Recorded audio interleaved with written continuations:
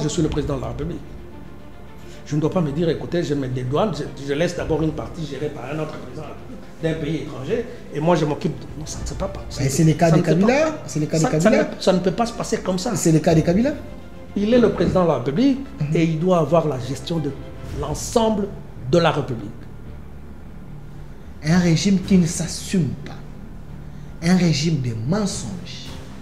Pourquoi, quand vous êtes au pouvoir, s'il y a l'échec, c'est l'autre. S'il y a la victoire, c'est vous. Kabila vous a laissé ce pays entier. Aujourd'hui, le pays n'est pas dans sa totalité entre les mains de la République démocratique du Congo. À qui la faute? Kabila ou la gestion du régime? Assumez-vous! Non, nous ne sommes pas du jour au lendemain réveillés pour dire, écoutez, c'est Kabila qui est responsable de tout le malheur qui arrive au Congo. Ce n'est pas comme ça.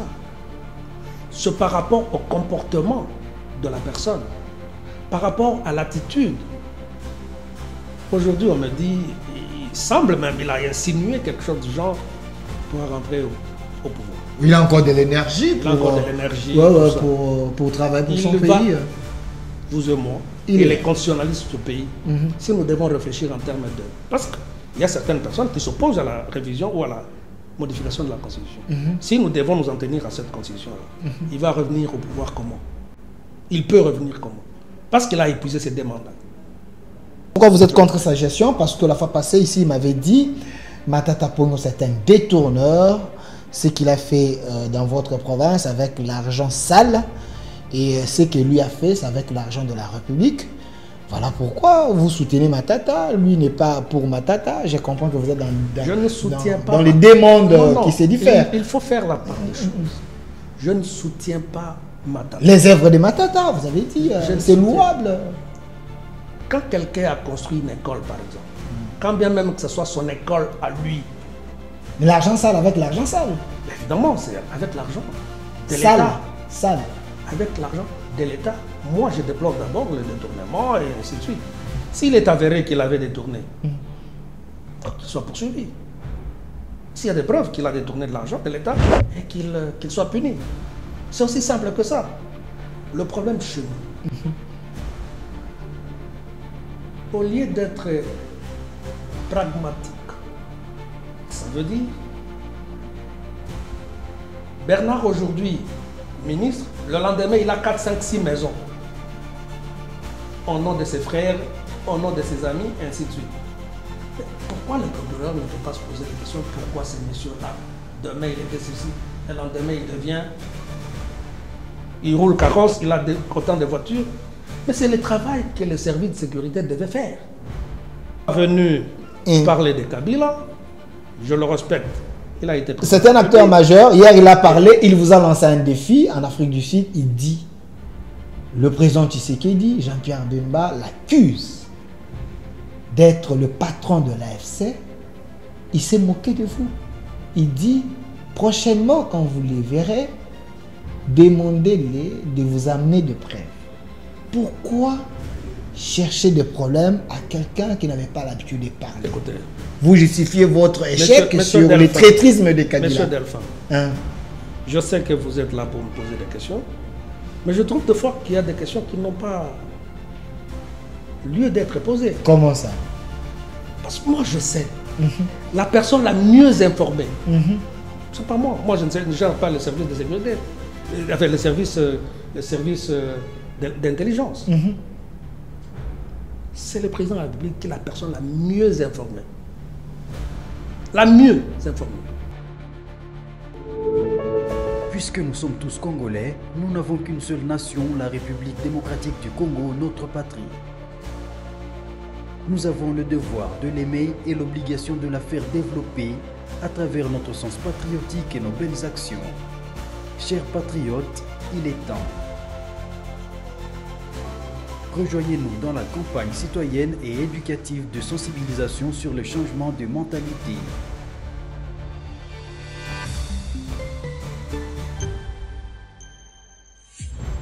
Zala bon citoyen.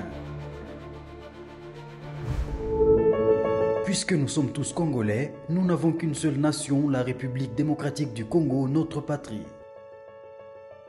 Nous avons le devoir de l'aimer et l'obligation de la faire développer à travers notre sens patriotique et nos belles actions. Chers patriotes, il est temps. Rejoignez-nous dans la campagne citoyenne et éducative de sensibilisation sur le changement de mentalité.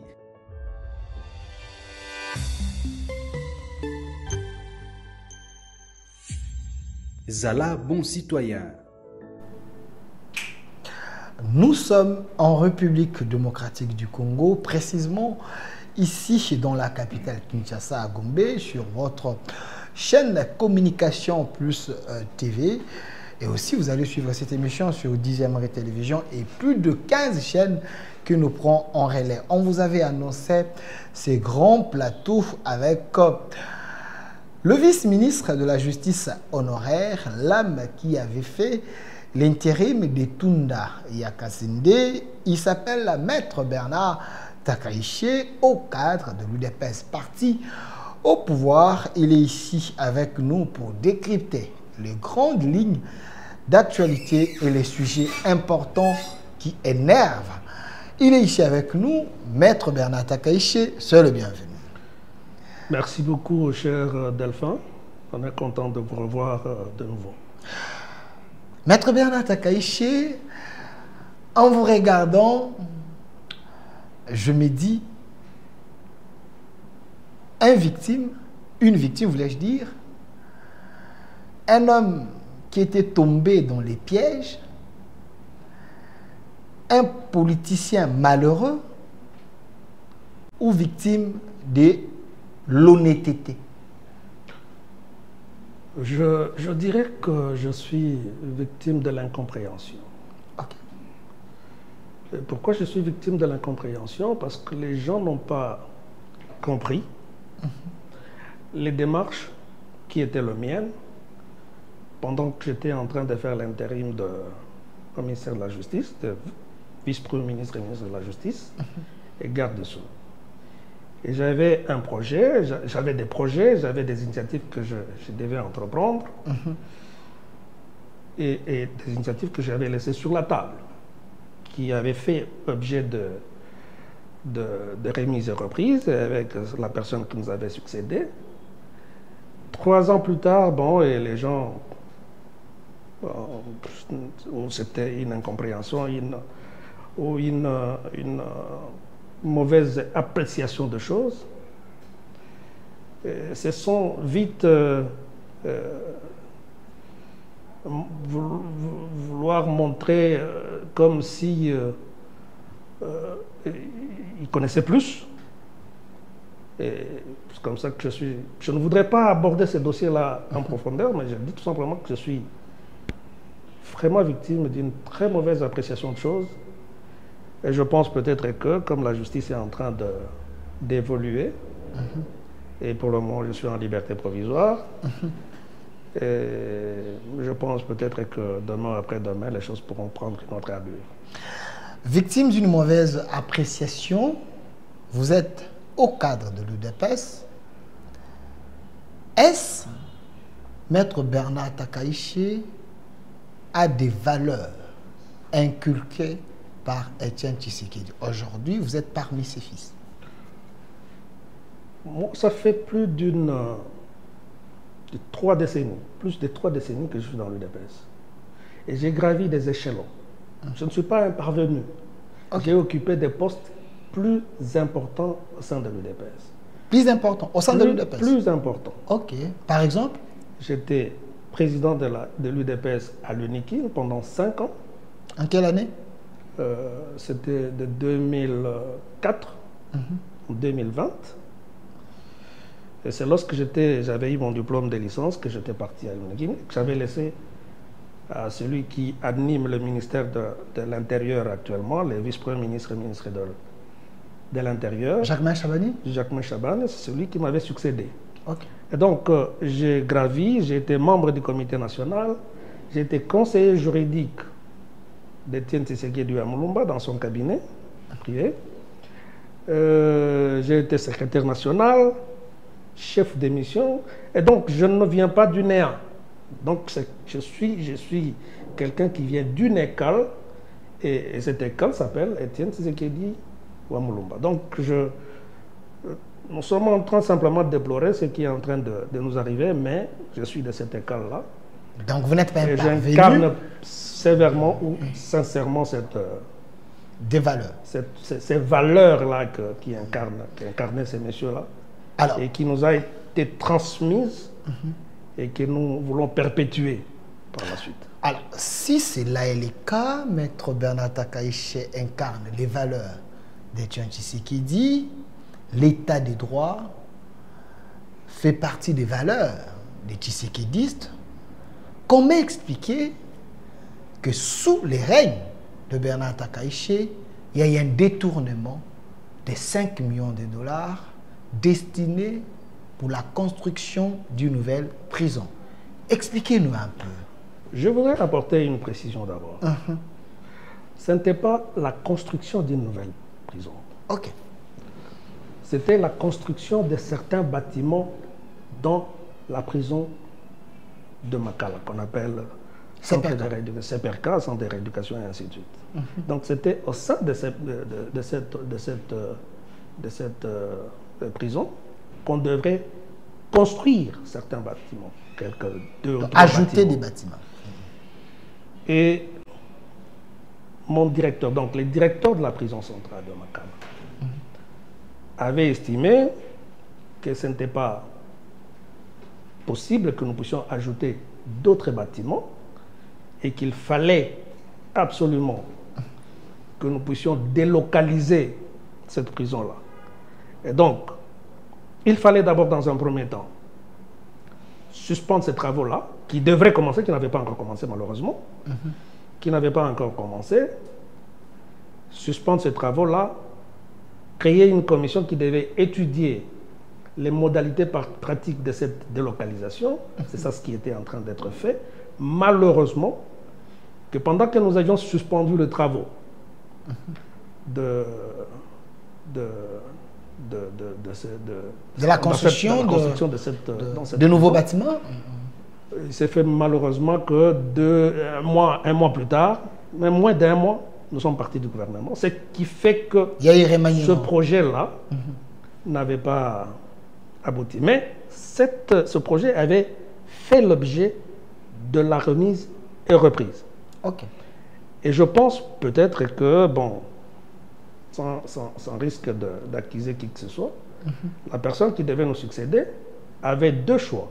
Soit de lever la suspension que j'avais initiée en vue d'une délocalisation, soit continuer dans cette perspective-là. Donc après vous, il y avait Madame Rose Mutombo. Oui, continuer sur la même tracé. Entreprendre et continuer à entreprendre ce que j'avais déjà commencé. Mais malheureusement, ni l'une ni l'autre initiative, il ne l'avait pas prise et il a laissé la situation pourrir. Et voilà, c'est comme ça que la RDC avait été condamnée devant la justice à l'initiative de la société qui était censée construire au sein de Makala. Et bon, voilà, il y a eu ce qu'il y a eu. Je ne voudrais pas entrer en profondeur de ce dossier, étant donné que ce dossier est encore pendant devant la justice.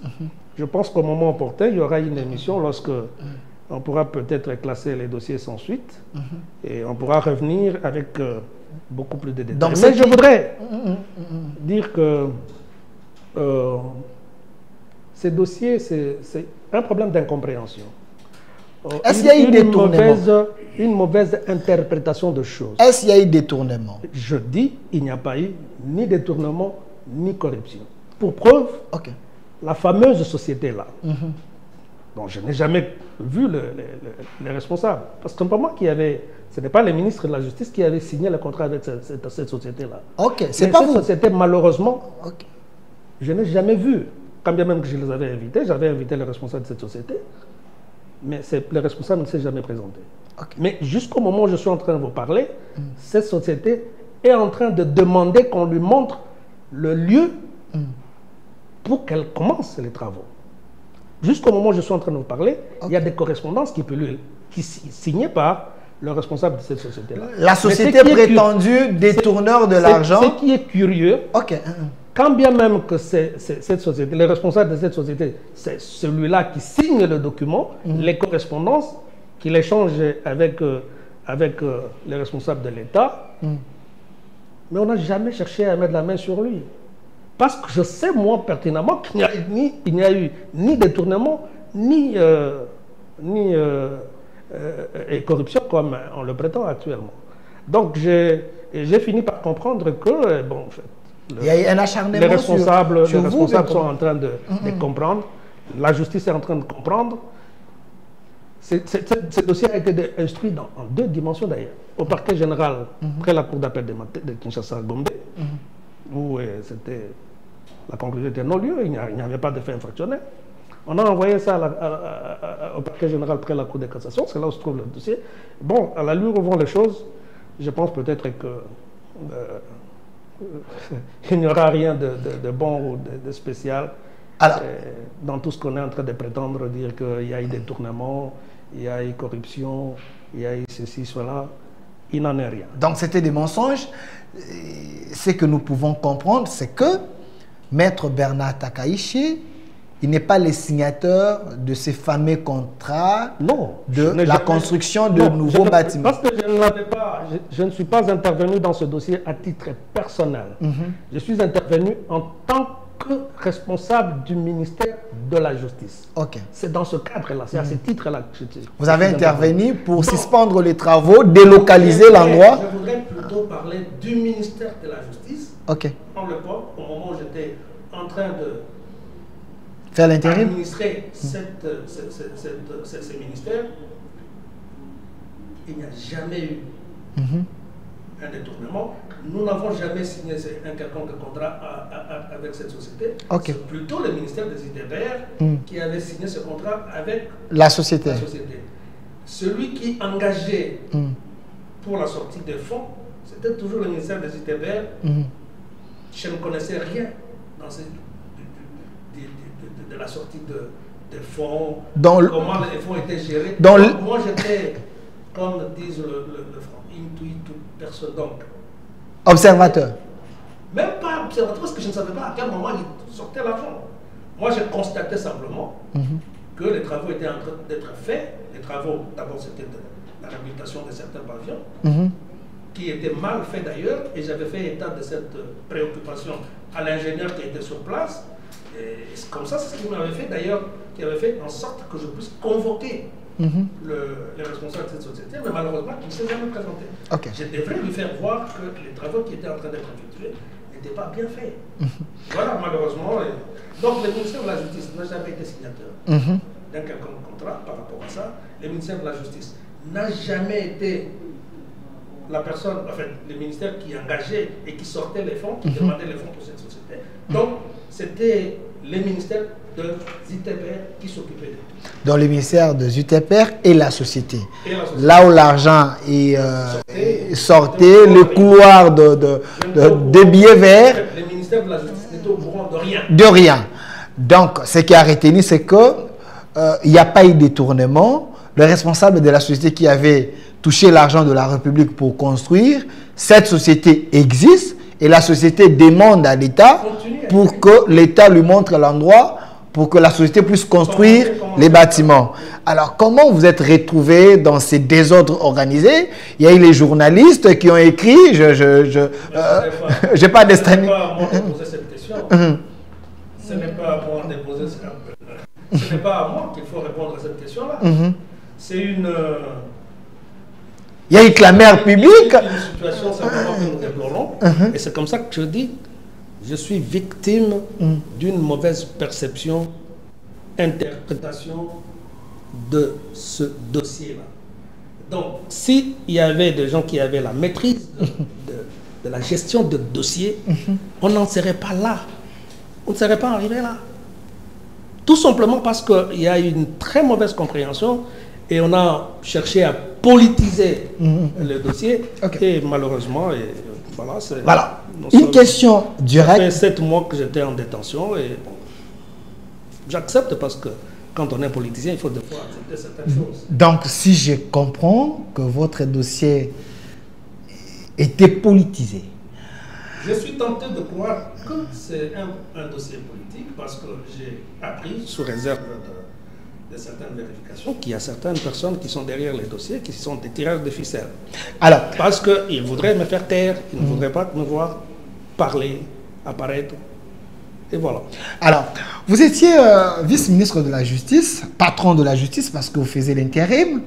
Je voulais quand même avoir votre appréciation par rapport à ce qui se passe aujourd'hui. Nous avons un nouveau ministre de la Justice.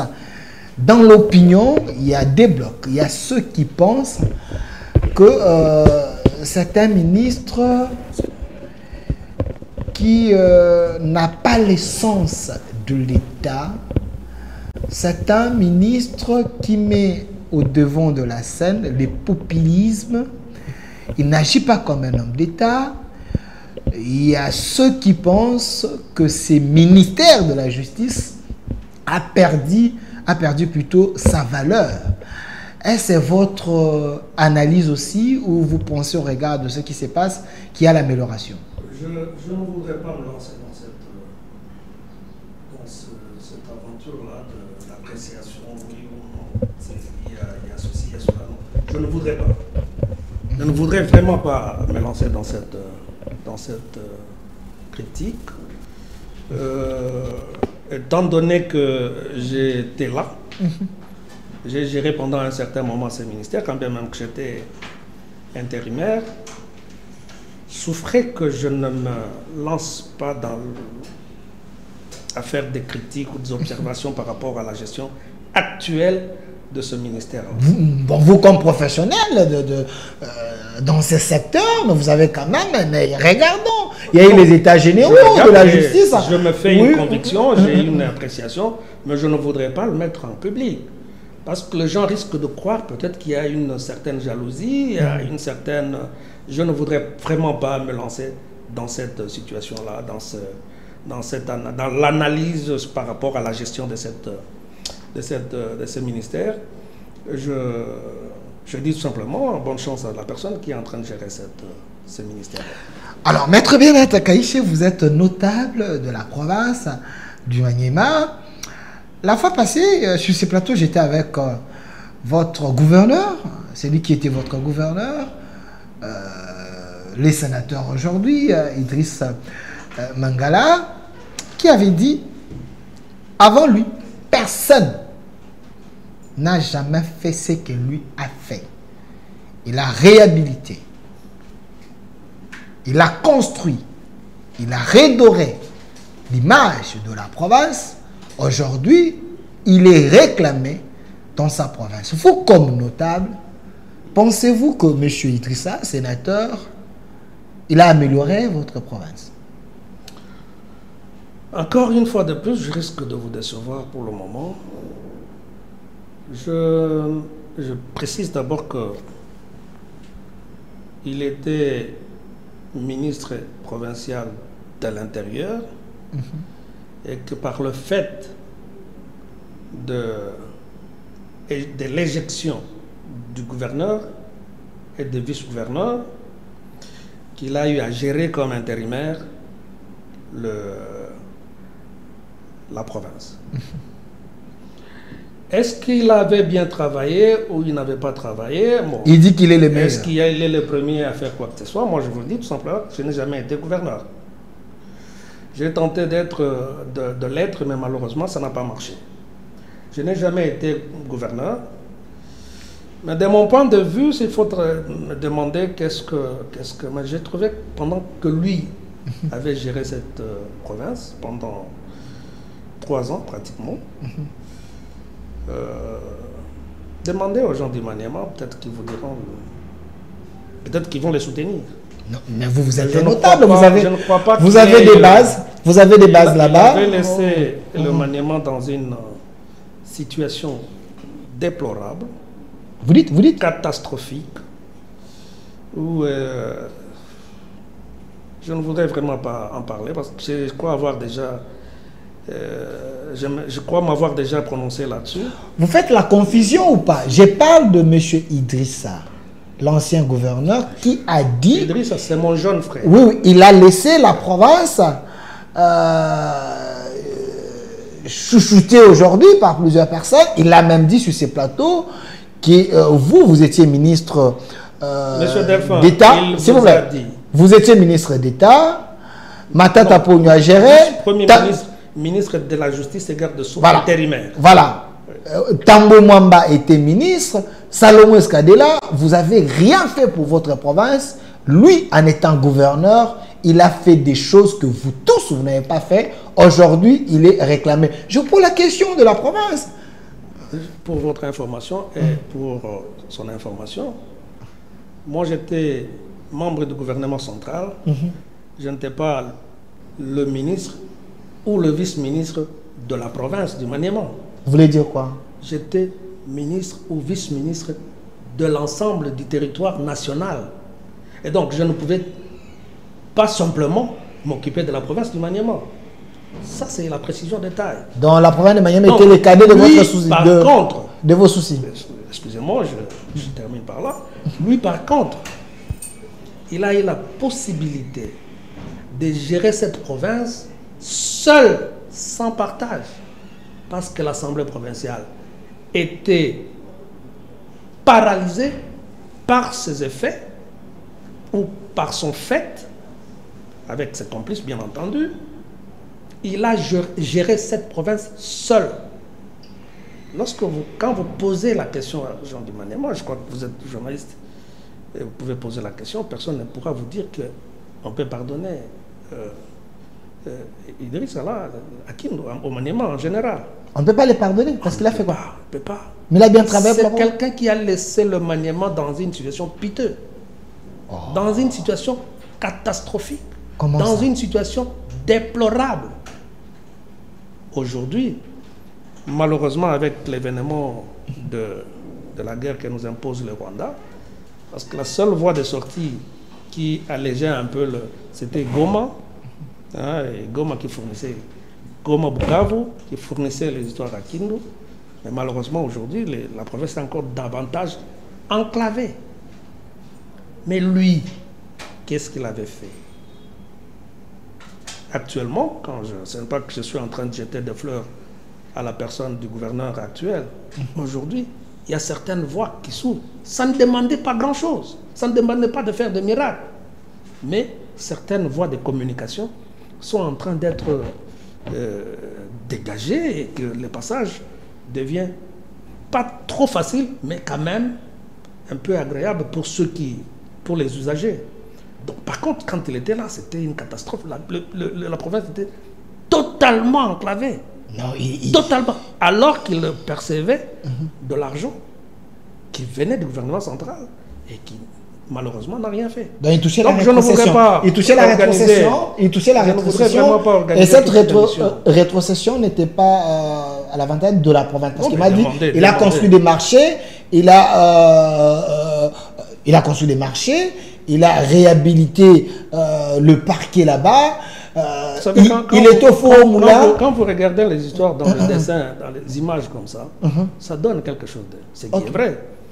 Il a mis un coup de peinture au parquet général. Au bâtiment du parquet général. Depuis que ces parquets existent, on n'a jamais vu ça. Quand un gouverneur doit se taper la poitrine parce qu'il avait mis un coup de peinture dans un bâtiment de l'État, je trouve que c'est mesquin, c'est se moquer de la population. Est-ce que la population avait besoin de mettre un coup de peinture dans un bâtiment comme... quand il part de marché, vous voyez là-bas, écoutez, bon, il a construit. C'est quel marché ça? C'est quel marché? C'est... Bon... C'est de l'insulte. Mais avant lui, il n'y avait rien. Mais quand même, lui a fait quelque chose. C'est de l'insulte, tout simplement. Je ne voudrais vraiment pas. C'est mon jeune frère. Il sait quelle a été ma contribution pour qu'il soit ce qu'il est actuellement. Je crois qu'il a des retenues. Hein. Quand il parle de moi, il doit avoir des retenues. Parce qu'il sait ce que je fais pour lui et pour qu'il soit ce qu'il est. Donc, pour vous, sur 10... Je ne voudrais pas organiser toute une émission autour de sa gestion, de la gestion de... Hein, vous êtes un journaliste d'investigation et tout ça. Allez, donc c'est un mauvais gouverneur. Descendez à King. Donc pour vous, c'est un mauvais gouverneur depuis que le Maniema existe. Bon, je ne voudrais vraiment pas entrer dans cette histoire. Merci. Je ne sais pas si vous pouvez encore aborder d'autres... Merci et merci. Je ne voudrais vraiment pas m'éterniser sur mon jeune frère Idriss. Merci, monsieur Bernard Takaïche. Il y a encore une autre question derrière. Mais vous reconnaissez quand même au sein de l'Union Sacrée aujourd'hui, c'est lui qui représente le poids politique de la province, parce qu'il m'avait dit qu'il avait amené autant de députés dans l'Union Sacrée, quand même, présentement. Je crois pour moi le moment n'est pas approprié pour parler de cette question-là. Je ne suis pas jaloux de qui que ce soit. Moi, je suis un homme intègre. Je suis un homme respectueux des principes, respectueux de lois. Parce que je suis d'abord avocat, profession. Je suis enseignant dans une université de la place. Je suis enseignant. Je suis en train de parfaire mon cursus académique. Donc je ne voudrais pas me lancer dans des situations trop basses. Donc, il a amené la moisson dans l'Union Sacrée, vous êtes des politiques. C'est lui qui représente le poids de votre province. La preuve année, il a été choisi comme candidat de l'UDPS pour les Sénats et est fier de votre frère de la province qui représente aujourd'hui le leadership de la province, M. Bernard Takaïche. Monsieur Delphin, je venais encore de vous dire tout à l'heure, je ne voudrais pas entrer dans le détail sur la gestion ou la vie de M. Idrissa, qui est mon jeune frère, bien entendu. Je vous dis tout simplement, il sait lui-même, il est en train de me suivre, je suis certain, qu'il sait quelle est ma contribution pour qu'il arrive là où il est. Je suis l'un des artisans qui ont fait son lit pour qu'il arrive là où il est. Vous avez la haine contre lui? Je n'ai jamais été... Pourquoi je dois avoir honte de lui? La haine. Pourquoi? Pour avoir fait quoi? Parce que tout ce qu'il a fait, apparemment, vous voyez le mal partout. C'est tout simplement que je suis en train de dire la vérité. Ok. Je ne voudrais pas... C'est une vérité. Vous pouvez le vérifier. Ok. Moi, je ne voudrais pas parler des individus. Je ne voudrais pas. Mais si je parle de... Je sais qu'il y a des gens. Moi, j'avais loué, quand bien même j'ai loué les efforts de Matata chez nous.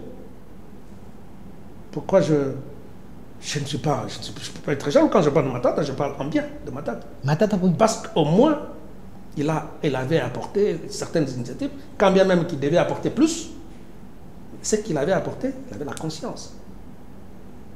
Quand je parle de Matata, moi je suis de l'UDPS, lui il a son parti politique. On n'a jamais été proche du genre, on se fréquente dans le sens de... Non. Mais je dis simplement qu'il faut reconnaître le mérite de certaines personnes. Mais quant à la gestion de mon jeune frère Idrissa, je comprends pourquoi... Je suis un peu dictatif. Je ne peux jamais avoir la haine contre ce monsieur que j'aime bien. Je comprends pourquoi vous êtes contre sa gestion, parce que la fois passée, ici, il m'avait dit Matata Ponyo, c'est un détourneur. Ce qu'il a fait dans votre province avec l'argent sale, et ce qu'il lui a fait, c'est avec l'argent de la République. Voilà pourquoi vous soutenez Matata. Lui n'est pas pour Matata. Je comprends que vous êtes dans les deux mondes qui se diffèrent. Il faut faire la part des choses. Je ne soutiens pas Matata. Les œuvres de Matata, vous avez dit, c'est louable. Quand quelqu'un a construit une école, par exemple, quand bien même que ce soit son école à lui. Mais l'argent sale avec l'argent sale. Mais évidemment, c'est avec l'argent de l'État. Sale. Avec l'argent de l'État. Moi, je déplore d'abord le détournement et ainsi de suite. S'il est avéré qu'il avait détourné, qu'il soit poursuivi. S'il y a des preuves qu'il a détourné de l'argent de l'État, et qu'il soit puni. C'est aussi simple que ça. Le problème chez nous, au lieu d'être pragmatique, Ça veut dire, Bernard aujourd'hui, ministre, le lendemain, il a 4, 5, 6 maisons. Au nom de ses frères, au nom de ses amis, et ainsi de suite. Mais pourquoi le procureur ne peut pas se poser des questions? Pourquoi ces messieurs-là, demain il était ceci, le lendemain il devient, il roule carrosse, il a autant de voitures. Mais c'est le travail que les services de sécurité devaient faire. Et la justice. Mais on s'attaque à un monsieur comme Bernard qui n'a rien. Nous sommes pauvres, nous qui sommes passés par le premier gouvernement de notre régime. Nous sommes pauvres. Et c'est tout simplement parce que nous sommes intègres que nous n'avons pas eu le... On s'était dit, nous travaillons pour les comptes de l'État. On ne doit pas se lancer dans une aventure du genre, on initie des trucs bidons pour se faire de l'argent. Non. C'est là mon intégrité. Donc, s'il a volé, je ne défends pas à la justice de le poursuivre. Mais je n'ai jamais entendu qu'on parle qu'il a détourné de l'argent pour se construire. Mais on dit, au Kangalons, oui, bon, s'il y a des faits infractionnels, ils n'ont qu'à le poursuivre. Mais au moins, il a eu l'argent. Je ne sais pas par quel moyen il a eu cet argent-là. Et il a construit un hôpital, il a construit une école, il a construit une université, et il y a certaines artères de Kindu qui sont accessibles grâce à par ce fait. Okay. Il a fait quand même quelque chose. Le tour de contrôle, l'aéroport de Kindu, le tour de contrôle de l'aéroport de Kindu, ça n'enviait pas Kinshasa ou ailleurs. Il y a certaines pièces, du temps d'Idriss, on a détaché, on a démonté certaines pièces qu'on a amenées ailleurs. Vous dites qui étaient là. Vous voyez. Sous le règne d'Idriss, on a détaché. Voilà des choses que nous sommes en train de développer. Moi, je suis pour la personne qui apporte le développement, une vision pour que les choses changent positivement, pas quelqu'un qui freine la gestion pour ses intérêts personnels. Okay. Même pas construire quelque chose, quand même que ce soit pour lui, mais que ce soit public. Ça veut dire, quand moi je construis une école, c'est pas moi, ce ne sont pas seulement mes enfants qui doivent étudier dans cette école. Ça sera les enfants des autres. Quand même c'est à mon nom. Vous voyez? Donc Matata construit pour la communauté. C'est déjà bon. Matata construit pour la communauté, pour le développement de la province. Je ne suis pas en train de défendre Matata. Mais Idrissa a fait des choses personnelles pour ses intérêts. Je ne vois vraiment pas. Merci, Maître Bernard Takaïche. Je précise qu'il est vice-ministre honoraire de la justice, mais au cadre de l'UDPS. Parlons de l'actualité. Maître Bernard Takaïche, l'agression rwandaise. Vous êtes sans ignorer qu'aujourd'hui, Kabila, vous avez laissé les pays entiers, mais sous le régime Tshisekedi, avec vos erreurs diplomatiques et des mauvaises décisions, selon les opposants, aujourd'hui, les pays ne nous appartient plus en toute sa totalité. Est-ce le régime Tshisekedi a fait la honte de la gestion? Je dirais que Félix Antoine Tshisekedi Tshilombo, président de la République, est mal compris. Mal compris dans ses initiatives, dans ce qu'il entreprend comme initiative. Mais malheureusement, je pense, peut-être que je suis en train de me tromper, c'est plutôt nous les collaborateurs qui ne transmettent pas sa vraie vision et qui ne font pas appliquer sa vraie vision. Lorsqu'il est arrivé au pouvoir, il connaissait, il a été mis au parfait de certaines situations sécuritaires et ainsi de suite, diplomatiques et ainsi de suite. Et il s'est lancé dans cette optique. Vous avez vu qu'il a approché sérieusement et sincèrement, parce que je le crois, Kagame, qui nous a toujours posé les problèmes, parce que ce n'est pas seulement pendant son régime que Kagame a posé des problèmes au Congo. Ce n'est pas seulement à cette époque. C'est depuis des années. Mais Kabila avait déjà affaibli Kagame. Mais c'est quelqu'un qui a renoué, qui a ravivé... Il y a eu cette histoire de CNDP, il y a eu RCD, il y a eu M23-1. Non, mais est-ce que... Vous pouvez dire qu'il y avait... Est-ce qu'il y avait vraiment de... Non, mais ce qu'il y avait, c'est que les gens peut-être ne connaissent pas, qu'il y avait des choses des fois qu'un président de la République ne peut pas accepter. Par exemple? Mais il dit, par exemple... Moi, je suis le président de la République. Je ne dois pas me dire, écoutez, je mets des douanes, je laisse d'abord une partie gérée par un autre président d'un pays étranger, et moi, je m'occupe de... Non, ça ne se passe pas. C'est le cas de Kabila. C'est le cas de Kabila. Ça ne peut pas se passer comme ça. C'est le cas de Kabila. Il est le président de la République, et il doit avoir la gestion de l'ensemble de la République. Et c'est ça, c'est que nous devrions recouvrer sur le plan économique, financier, sécuritaire, territorial, la vraie version, la vraie gestion de la partie orientale de notre pays. Et c'est là le problème. Parce que certaines personnes, dont M. Kagame, il n'a jamais supporté ça. Lui, c'est sa zone d'influence où il doit faire ce qu'il veut, ce qui lui passe sur la tête.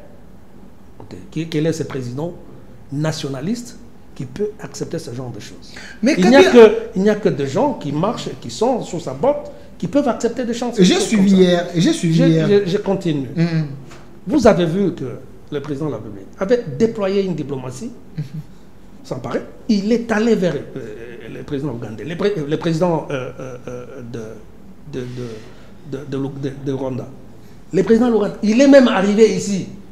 Il a voulu réchauffer les relations entre les deux pays. Mais on lui a payé un monnaie de singe. Et c'est ça ce que nous sommes en train de regretter. Il a tenté par tous les moyens comment nous pouvons vivre ensemble, coopérer, faire bénéficier chacun des avantages de certaines situations économiquement parlant à chaque pays de la sous-région. Mais il y a de gourmands, de gens qui veulent tout accaparer. Hélas, pour un président nationaliste, ne peut pas, du genre de Félix Antoine Tshisekedi Tshilombo, ne peut pas accepter. C'est ça le combat. Et les gens ne comprennent pas. Les gens racontent n'importe quoi. Bon, libre choix à eux d'interpréter, de comprendre ce qu'ils veulent. Monsieur Bernard Takaichi, gouverner c'est prévoir. J'ai suivi hier Joseph Kabila en Afrique du Sud qui dit le régime de Kinshasa c'est un régime plaintif, un régime qui ne s'assume pas, un régime de mensonges. Pourquoi quand vous êtes au pouvoir, s'il y a l'échec c'est l'autre, s'il y a la victoire c'est vous? Kabila vous a laissé ce pays entier. Aujourd'hui, le pays n'est pas dans sa totalité entre les mains de la République démocratique du Congo. À qui la faute? Kabila ou la gestion du régime? Assumez-vous! Non, nous ne sommes pas du jour au lendemain réveillés pour dire, écoutez, c'est Kabila qui est responsable de tout le malheur qui arrive au Congo. Ce n'est pas comme ça. C'est par rapport au comportement de la personne, par rapport à l'attitude. Aujourd'hui, on me dit, il semble même, il a insinué quelque chose du genre qui pourra rentrer au pouvoir. Il a encore de l'énergie pour travailler pour son pays. Vous et moi, et les constitutionnalistes de ce pays, si nous devons réfléchir en termes de... Parce qu'il y a certaines personnes qui s'opposent à la révision ou à la modification de la Constitution. Si nous devons nous en tenir à cette Constitution-là, il va revenir au pouvoir comment? Il peut revenir comment? Parce qu'il a épuisé ses demandes. Comment il peut revenir? Est-ce que dans la Constitution, on lui interdit de revenir? Il a fait ses demandes. Des mandats, il se repose et puis il revient. Parce qu'il y a un vide. Il y a un vide juridictionnel. Il y a un vide. Écoute, cher ami. Un mandat renouvelable. Ce n'est pas une jungle. Qu'est-ce qui peut m'empêcher, moi, d'être président de la République demain? Pourquoi lui doit revenir? Vous avez peur de lui? On avait pris des précautions pour dire, écoutez, vous avez fait 5 ans, et si vous avez la chance de renouveler ce mandat-là, vous avez un deuxième mandat, et c'est fini, vous devenez sénateur à vie. C'est ça, c'est qu'on lui reconnaît. On lui reconnaît cette qualité-là de sénateur à vie. Mais il est réclamé par la population. Vous avez échoué. Pourquoi vous avez peur qu'il puisse Quel est ce revenir? mécanisme? Regardez l'attitude de l'homme. Si vous le regardez, l'attitude de l'homme, il regrette d'avoir laissé le pouvoir. Je venais de vous dire, je ne suis pas un constitutionnaliste, quand bien même que je suis licencié en droit. Moi, j'ai fait le droit privé et judiciaire. Et je continue dans ce profil, avec ce profil-là. Je dis simplement, par quel mécanisme? Je venais de dire, je ne suis pas un constitutionnaliste, mais le peu de droit que je dis, par quel mécanisme il va revenir au pouvoir, sinon, si pas par coup d'État. Cela que les gens le soupçonnent. Cela que les gens disent, écoutez, bon, ce monsieur veut revenir au pouvoir par la force. Il avait dit en 2028, il va revenir. Et ça, c'est ça ce que nous sommes en train de déplorer. Pour nous qui sommes démocrates, respectueux de nos lois, nous ne pouvons pas accepter quelqu'un qui dit, écoutez, j'ai de l'énergie, alors il a de l'énergie, il pense que lui seul a l'énergie ou de l'énergie pour gérer ce pays. Voilà pourquoi vous l'accusez. Voilà pourquoi vous l'accusez. Vous mettez des mensonges sur la table à son nom pour l'empêcher de revenir. Est occupé par plusieurs millions de personnes. Plus d'une centaine de millions de personnes. Nous avons des universités qui ont formé des intellectuels. Et chacun peut avoir la prétention de gérer ce pays. Et il n'est pas dit simplement qu'il faut être un universitaire pour gérer ce pays. Il ne l'est pas dit. Parce que la Constitution ne le dit pas. Sinon, lui-même là ne serait pas président de la République. Parce qu'il n'en avait pas. Il a la confiance de la population, mais il a la légitimité que vous n'avez pas. Écoute, la légitimité, on l'a, mais on doit être respectueux des lois. C'est tout simplement ça. C'est aussi simple que ça. Ça ne demande pas quelqu'un d'aller à l'université pour apprendre. C'est tout simplement, il est en train de développer ses ambitions-là et démesurées. Il croit peut-être que, bon, au Congo, c'est Chancellor Kopamba, on peut arriver au pouvoir comme on veut, on peut briguer le poste de représentant de la République comme on veut. C'est ça le problème. Et là, partant de ce comportement-là, personne de l'extérieur ou nos pays, les pays qui sont en train de manipuler certains de nos compatriotes ne peuvent pas nous respecter parce que nous ne réfléchissons que pour nos intérêts personnels. Alors, Maître Bernard Takaiché, si vous dites que Kabila ne va pas revenir, même si... ne peut pas. S'il vous plaît, même si le président de la République arrive à modifier la Constitution ou changer la Constitution, donc lui aussi ne peut pas revenir. Parce que si vous changez la Constitution, ce qui veut dire tout tombe, Kabila peut revenir comme candidat. Non, écoutez, si changer la Constitution ne veut pas dire que changer toutes les dispositions, peut-être. Mais si vous changez la Constitution, c'est que tout change. Vous avez posé la question, laissez-moi vous répondre. Ok, continuez. Changer la Constitution ne veut pas dire que toutes les dispositions tombent. Par principe, oui. Mais certaines dispositions peuvent toujours revenir. Par exemple? Pour dire la limitation et dire, par exemple, on peut dire, celui qui a déjà été et qui avait déjà fait ceci ne peut pas. Ce qui veut dire, si vous changez la Constitution, Félix Tshisekedi ne va plus se représenter parce que c'est son si deuxième mandat. Si on ne change pas la Constitution actuellement, ça ne donne pas la possibilité à Félix Tshisekedi de briguer le. Donc, si vous changez la Constitution... Mais s'il advenait, si la population accepte de changer la Constitution et qu'il n'y a aucune disposition qui interdit à celui qui aura fait 2 mandats de revenir, il pourra revenir. Donc, Kabila peut aussi revenir. En ce moment-là, si la Constitution... Alors, si on a changé la Constitution, si on change la Constitution et on change les dispositions qui ont été verrouillées. Alors, si vous changez, ça serait aussi bénéfique pour Joseph Kabila. Donc, il avait bien réfléchi de revenir en 2028. Vous savez, c'est vous le journaliste. Mais vous avez peur de lui. Qui faisait le lit de certaines personnes, qui donnait de l'importance à certaines personnes. C'était un grand homme de la nation. Je reconnais, il était président de la République. Je reconnais. C'est le faiseur des rois. C'est le faiseur des rois, il vous a créé. Parce que vous êtes intellectuel en tant que journaliste. Vous n'allez même pas me poser la question parce que vous savez qu'il ne peut pas. Il n'y a aucune disposition qui donne la possibilité de revenir. Aucune. Il n'y en a pas. Du moins pour l'instant, il n'y en a pas. Kabila vous lance un défi. Sauf si on changeait. Mais vous revenez toujours sur ça, Kabila. Pourquoi il vous a lancé un défi. Je ne suis pas venu parler de Kabila. Je le respecte Il a été C'est un acteur majeur. Hier, il a parlé, il vous a lancé un défi en Afrique du Sud. Il dit, le président Tshisekedi, Jean-Pierre Bemba, l'accuse d'être le patron de l'AFC. Il s'est moqué de vous. Il dit, prochainement, quand vous les verrez, demandez-les de vous amener des preuves. Pourquoi chercher des problèmes à quelqu'un qui n'avait pas l'habitude de parler? Écoutez, vous justifiez votre échec Monsieur sur Delphin, le traîtrisme des candidats. Monsieur Delphin, Hein?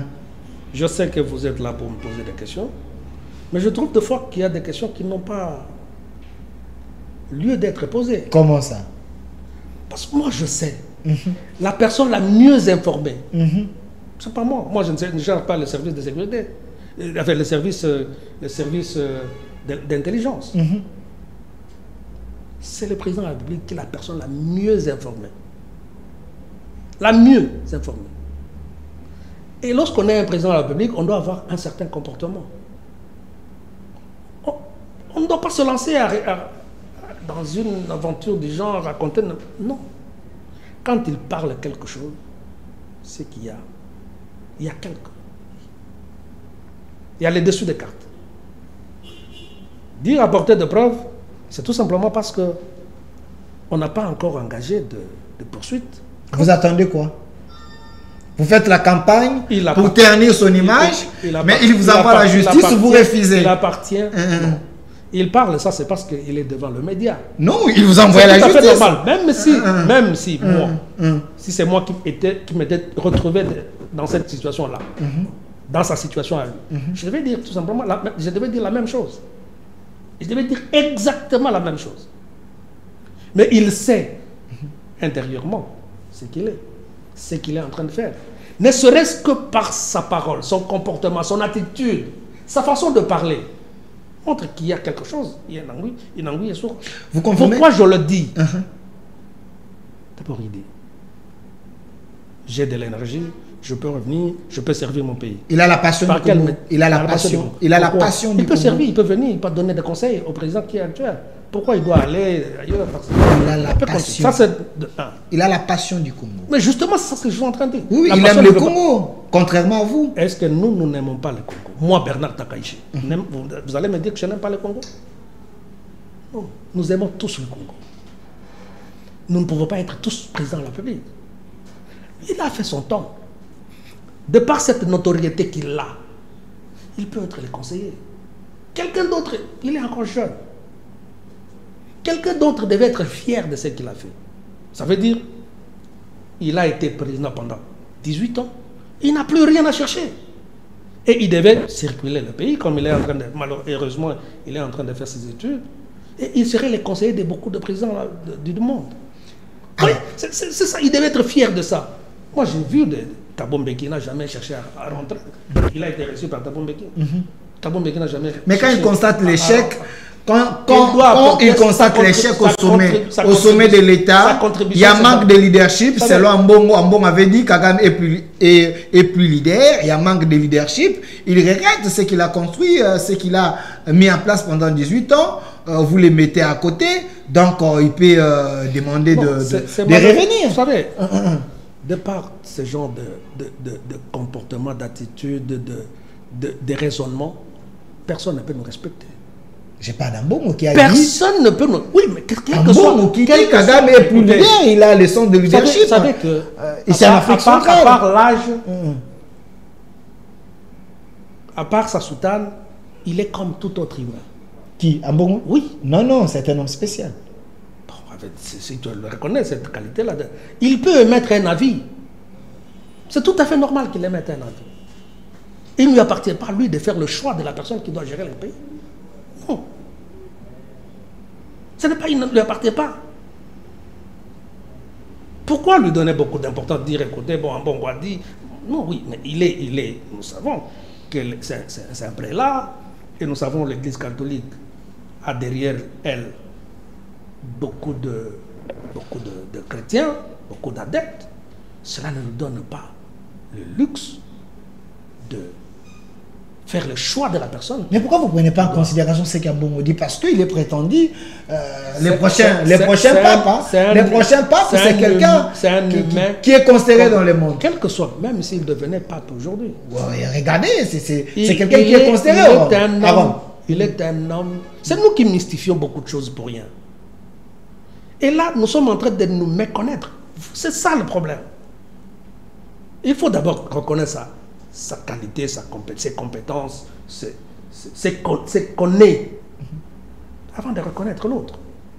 Moi, je suis fier d'avoir fait des études de droit. Je suis fier d'être avocat. Je suis fier d'être enseignant. Et je suis en train de parfaire mon cursus académique. Je suis fier de ce que je suis. Et je me dis, je suis fier d'avoir été membre du gouvernement, parce que je n'ai pas déçu. Non, je suis fier de... Et demain, s'il y a de l'opportunité, je peux être président. Ambongo aussi fier de défendre sa nation, de dire aux incompétents que vous n'avez pas bien fait. Je n'ai pas cité les noms, mais il estime qu'il y a des gens qui ne font pas leur travail comme il faut. Il y a des ministres, ainsi de suite. Les pays à reculer. C'est ce qu'Ambongo a dit. Mais il faut respecter aussi son opinion. Monsieur Delphin, moi je pensais, depuis le bas âge, depuis ma naissance d'ailleurs, parce que mes parents étaient, parce qu'ils ne sont plus là malheureusement, paix à leurs âmes, et depuis le bas âge, depuis ma naissance, j'ai grandi dans cette église. Ok. J'ai grandi, je connais bien l'église catholique. Peut-être pas comme lui, mais j'ai grandi dans cette église et je connais ce qu'elle représente. Mais ça ne donne aucunement une raison à quelqu'un ou à un prélat qu'il soit-il de se mixer. Moi, je pensais plutôt qu'un prélat, c'est quelqu'un, pas un prélat, un homme, c'est comme ils disent, entre guillemets, les hommes de Dieu, c'est comme si les autres ne sont pas les hommes de Dieu. Les hommes de Dieu, lorsqu'on est pasteur de tout le monde. Toutes les brebis. Ce n'est pas le pasteur des uns et le pasteur des autres. S'il faut même rentrer dans la Bible, Jésus n'est pas venu pour les saints. Il est venu pour ceux-là qui sont pécheurs, pour qu'ils sortent de leur péché, afin qu'ils deviennent des hommes intègres. C'est cela le problème. Un pasteur, c'est celui qui va vers ses disciples et dit, écoutez, bon, les comportements que vous adoptez, voilà. Nous vous proposons ça, voilà. Dans le calme, dans la quiétude, dans une ambiance conviviale, pas se mettre devant la télé, commencer à insulter les gens. Ça, ce n'est pas digne d'un responsable, d'un pasteur. Mais quand Cholet vous dit, vous devez dialoguer avec le M23, c'est la seule voie pour avoir la paix. Vous ne voulez pas, et vous voulez que les gens fassent quoi? Parce qu'il y a des gens qui sont en train d'être tués matin, midi, soir, mais vous ne voulez pas dialoguer. Donc ces conseils pour vous ne... Je ne suis pas un adepte de ceux qui sont des va-t-en-guerre. Non, je ne suis pas. Mais je dis que lorsque on veut atteindre un niveau, il faut des sacrifices. Je n'ai jamais vu une révolution qui n'a pas perdu des hommes. Les hommes n'en finissent pas. Il y a ceux qui partent au nom et pour le compte de la société. Et ceux qui restent pour perpétuer les valeurs pour lesquelles les gens sont morts continuent. La Révolution française que nous avons tous étudiée, vous savez combien de gens sont morts? Combien de gens sont morts? Les Maïmaï, pour ne pas aller très loin, chez nous là, vous avez entendu parler des Maïmaï. Ce sont des gens qui se battaient pour notre pays, pour leur terre. Ce n'est pas pour qu'ils aient un quelconque intérêt à part de garder leur terre. Il n'y a pas de gouvernement qui partait là-bas leur demandait de se battre. Non.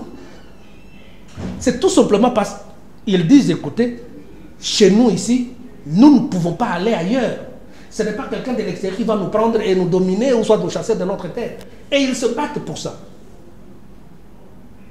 Vous comprenez? C'est ça. C'est que nous devrions tous développer.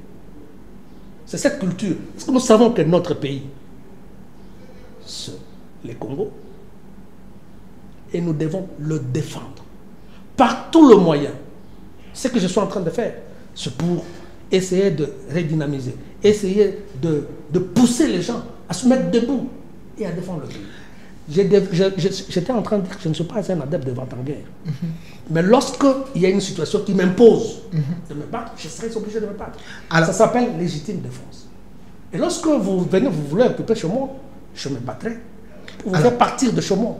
C'est ça le principe. L'armée congolaise est infiltrée, elle est faible, la seule voie, c'est de faire les dialogues. J'ai parlé ce matin avec Francis Kalombo qui m'a dit, Delphin, il y a les inconscients, surtout du régime, qui pensent que les sanctions de l'Union européenne, c'est à notre avantage, ce n'est pas à notre avantage parce que ces sanctions n'ont pas facilité les dialogues de Luanda. Parce que l'AFC s'est retiré parce qu'il y a eu ces sanctions et il n'y a que les inconscients du régime qui pensent que c'est... Ça, c'est un faux fouillant. Bon, je comprends, c'est le langage des opposants. Des opposants, du genre... Parce que l'AFC va accepter les dialogues, ces sanctions font que ces gens se retirent. Est-ce que c'est à notre avantage? Parce qu'il fallait dialoguer pour qu'il y ait la paix. Même si on se bat pour recouvrer sa souveraineté, son intégrité territoriale, on se bat pour certaines valeurs. On ne doit pas laisser de se parler. On se parle toujours. On se parle entre Congolais. Et on peut aussi élargir le cercle, et c'est ça ce que le président avait commencé à faire, c'est de sensibiliser les pays de la sous-région.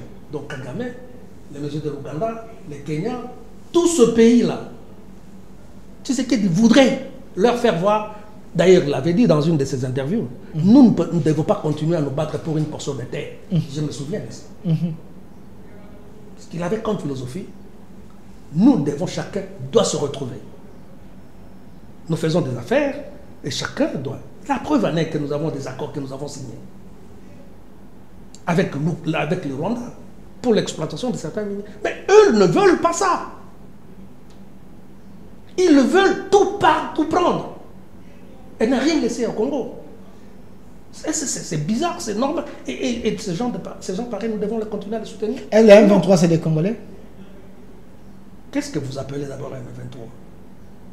Le mouvement du 23 mars. Il y a combien de Congolais dans ce Vous dites? Dans ce pays? Il y a combien de Congolais? Il y a les Ngoma, il y a les Bissimois, il y a les Nanga. Est-ce que nous sommes dans la première expérience dans ce genre d'aventure? Avec ce genre d'aventure? Kagame dit que c'est un mouvement des Congolais. Non, je dis. Les mal vus de Kinshasa. C'est la première fois que les Rwandais nous fassent ce genre de jeu. Non. Nous pouvons compter. Il y en a plusieurs.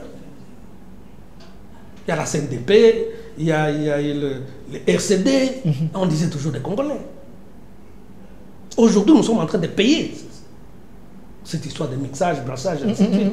Nous sommes en train de le payer. Vous serez si nous parlons aujourd'hui de l'infiltration, c'est par rapport à ça. Vous serez d'accord d'accepter aujourd'hui encore le mixage et brassage pour avoir la paix? Ça, je ne peux pas. Ah, vous dites? Ça, je ne peux pas accepter. Je ne peux pas accepter. Mais non, est accompagné d'une armée. Je dis que je ne peux pas accepter. D'ailleurs, donc il n'y aura pas la paix. Il y avait une piste que le président avait. Le président de la République, Félix Antoine. Une mauvaise piste? Non, c'est une piste sanitaire. C'était quoi la piste? Quand il avait dit l'accord de Nairobi, c'est de dire quoi? On regarde tous les groupes armés, on les fait, on les met en cantonnement, et on commence à identifier ces gens-là. Ceux-là qui voudront continuer dans l'armée, ils peuvent entrer dans l'armée. Ceux-là qui ne seront pas, qui disent écoutez, on en a marre avec l'armée, on pourra le démobiliser. Et ceux-là qui ne seront pas des Congolais, ils rentrent chez eux. Ils ont peur de ça. C'est comme ça que vous voyez, il y a de choses qu'on est en train de monter. Ce n'est pas une première aventure que Kagame nous fait. Il prétend dire non, nous c'est un problème existentiel. C'est quel problème existentiel? On nous impose, nous, avec les Laurent Kunda, avec les Mutebussi, avec ceci, nous avons dialogué pour la paix. Et pourquoi eux ne veulent pas, lui, Kagame ne veut pas discuter avec les gens de FDLR? Vous dites parce qu'il dit toujours non, c'est un problème existentiel. Nous sommes le gouvernement congolais. C'est même quand on était avec Kabila. Donc vous demandez c'était la même chanson. Vous demandez à Kagame d'aller négocier avec... C'est la même chanson qu'il nous chante. Pourquoi lui ne peut pas négocier? Et puis il faut regarder. Ces gens-là, c'est depuis 1994. Ok. Ils ont quel âge pour le moment? Quand l'armée rwandaise est entrée au Congo, avec Laurent Désiré Kabila, paix à son âme, on a décimé des milliers de Hutus. Nous avons eu la guerre, en fait, cette histoire de CNDP, de Kundabatouare. Nous avons eu cette histoire de Laurent Monteboussi. Nous avons eu cette histoire de tous les autres là. CNDP, SND, machin. Pourquoi ces gens-là n'ont pas éradiqué ces gens d'FDL? Que Kagame dit, écoutez, nous nous battons au Congo parce que c'est un problème existentiel. Donc vous voulez dire que le M23, aujourd'hui, ils n'ont pas des revendications claires. C'est le Rwanda qui est derrière le M23. C'est ça votre conclusion? Ce sont les mêmes revendications qui reviennent. Ce sont les mêmes revendications. Il n'y en a pas deux. Ce sont les mêmes revendications qui reviennent chaque jour. Chaque jour. Alors, toujours parce que Kagame voudrait avoir, non seulement il a des velléités expansionnistes, mais aussi il veut avoir cette zone-là, cette partie-là comme zone, sa zone d'influence. Il peut exploiter comme il veut. Vous pouvez comprendre qu'il a un truc de raffinerie, alors qu'il n'a pas de gisement de minerais. Il n'en a pas. Mais il a construit chez lui. Maître Bernard Takaiché, vous pouvez comprendre ce genre de choses. Il nous reste moins de 5 minutes. On doit terminer cette émission.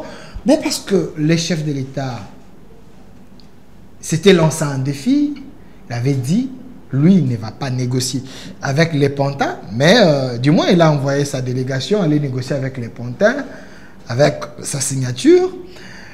Et hier, il y a eu un tête-à-tête, face à face, Kagame et le président Tshisekedi. Les gens sont en train de se poser des questions. Est-ce Tshisekedi avait dit à Kagame ces 4 vérités, que c'est vous, l'agresseur du Congo, je veux que vous puissiez quitter mon pays et qu'il y ait la paix.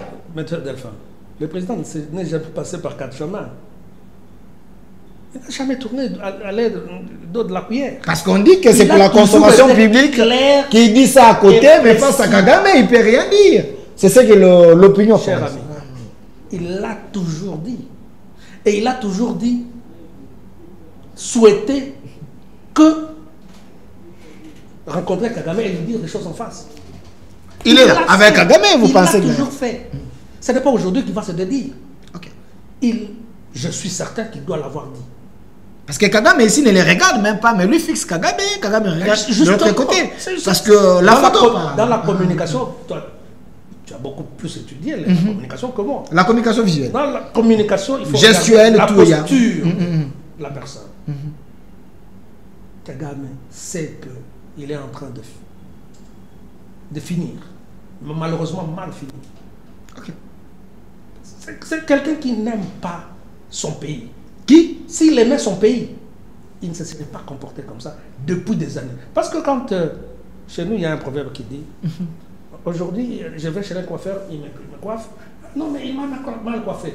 Je quitte, je vais chez un autre coiffeur, je dis non, mais prenez ma coiffeur d'Engon. Non, écoutez, bon, c'est ce coiffeur-là qui est mal. Je vais chez les autres. Non, c'est celui-là. On dit non, c'est ta tête qui n'est pas bonne. Cette aventure-là a commencé depuis 1994, 1998, et ainsi de suite. L'aventure de Kagame. Et les gens connaissent, savent. Il n'y a que des idiots qui ne connaissent pas ça. Ils ne changent pas de méthode. C'est la même méthode, ou ce sont les mêmes méthodes qu'il a toujours appliquées. Il n'y a que des idiots qui ne peuvent pas comprendre ce qu'il est, ce qu'il fait. Alors que nous avons tout intérêt à coopérer, à rester ensemble, et faire bénéficier chacun d'entre nous de business. Et ce tête-à-tête, c'est une victoire diplomatique. Oui, justement, c'est une victoire diplomatique. Commençons par les sanctions qui pullulent contre ces gens qui lui est en train de monter. Mais les opposants pensent que c'est des sanctions éphémères, faibles, ça n'a aucun impact sur le Rwanda, et ainsi de suite. Ils peuvent qualifier ça comme ils veulent. Pourquoi ils s'agitent aujourd'hui? Pourquoi aujourd'hui les M23, enfin, M23, ces gens disent, écoutez, aujourd'hui nous ne pouvons pas aller là-bas parce qu'il y a des sanctions. Pourquoi? Si ça n'avait pas d'effet. Pourquoi? Maître Bernard Takaiche, nous sommes à la fin, regardez la caméra. Pourquoi Tshisekedi veut vendre l'Est aux Américains? J'ai suivi Katumbi et d'autres opposants qui disent que Tshisekedi vend l'Est pour avoir la paix auprès des Américains. Est-ce que ce n'est pas une trahison que vous êtes en train de faire? Vous trahissez le Congo. Vendre, ça veut dire que les Américains vont quitter chez eux là-bas, venir occuper le... Mais il y a un contrat JITE que vous avez proposé, tout l'Est. C'est n'importe quoi. Nous sommes potentiellement riches. Nous avons des minéraux que nous ne savons pas exploiter. Et si nous avons des gens qui ont de l'expertise et qui viennent travailler chez nous, que nous appelons pour qu'ils viennent travailler chez nous, en contrepartie de ces dons, c'est que nous pouvons, qui peuvent être bénéfiques pour nous. Pourquoi on ne le ferait pas? C'est une coopération. Quand on fait une coopération, c'est ça ce qu'on était en train de faire avec les Rwandais. Mais malheureusement, le Rwanda n'a pas été souple. Mais si nous disons aujourd'hui, vous avez de l'expertise, venez exploiter chez nous et nous allons nous partager le bénéfice. Où est le problème? Où est le problème? Et nous avons certains avantages. Ça veut dire, bon, écoutez, il y a l'armée qui est en train, qui flotte un peu, et nous voudrions construire notre armée. Vous savez que les États-Unis, c'est une grande puissance, la plus grande puissance, économiquement et militairement. Pourquoi on ne peut pas coopérer avec ce pays qui a de l'expertise sur tout le plan, et pour que nous puissions aussi avoir de la respiration, pour que nous puissions sécuriser notre pays, pour que nous puissions construire notre pays, pour que nous puissions mettre notre situation, la situation, en fait, faire revivre ou remonter la situation sociale de notre Merci. Notre Pourquoi? Merci maître Bernard Takaiche. 30 secondes. Regardez la caméra, c'est aussi votre mot de la fin. Est-ce qu'il faudrait faire un gouvernement de l'Union nationale pour donner les béquilles au président Tshisekedi d'échelonner les mandats? Parce qu'il semble que c'est l'offre est là, c'est pour séduire la classe politique, prendre même les opposants. Il ne fait pas. Faire un débauchage. Je ne crois pas que dans sa tête, il dit je fais un gouvernement d'union nationale pour que je puisse achever le mandat. Débaucher les opposants. Simplement, il a pris l'initiative. Décrisper la crise. Il voudrait que chacun se retrouve, qu'il sache que nous ne travaillons pas pour nous-mêmes, nous travaillons pour tout le monde. Et si nous pouvons nous mettre ensemble pour développer, pour non seulement développer, mais défendre notre pays, je pense peut-être qu'il n'a pas tort de faire ce gouvernement-là. Il n'a pas tort d'annoncer. Parce qu'il voudrait que tout le monde se sente à l'aise dans ce gouvernement-là. Ce n'est pas pour achever ou parachever son mandat. Merci. Maître Bernard Takaiche, je précise que vous êtes vice-ministre honoraire de la justice et sous le gouvernement de Ilunkamba. Vous avez fait l'intérim de Tunda Yakasinde avec ces slogans. Il ne faut pas nous intimider. Merci d'avoir répondu à notre invitation également. Merci à l'équipe qui m'a accompagné, la grande équipe professionnelle des Communications Plus TV et surtout nos frères, à notre DG Mukuna Fils Maison d'Etienne Tshisekedi et aussi à Bondi qui était du côté de la réalisation et notre RDC possible. Cette émission est déjà en direct sur notre chaîne YouTube Communication Plus TV, sur Facebook Communication Plus. Vous allez suivre ça aussi sur Au Centre TV et Delcas Télévision, aussi dans plus de 16 chaînes, 10e Rue Télévision, BRT TV, Centrale Télévision et tant d'autres. Une autre RDC est possible. Au revoir.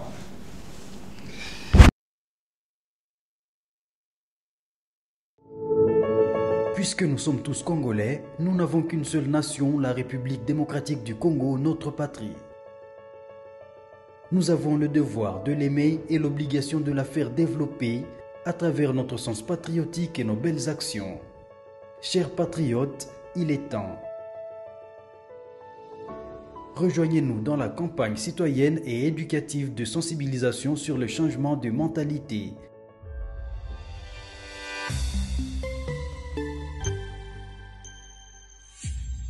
Zala bon citoyen.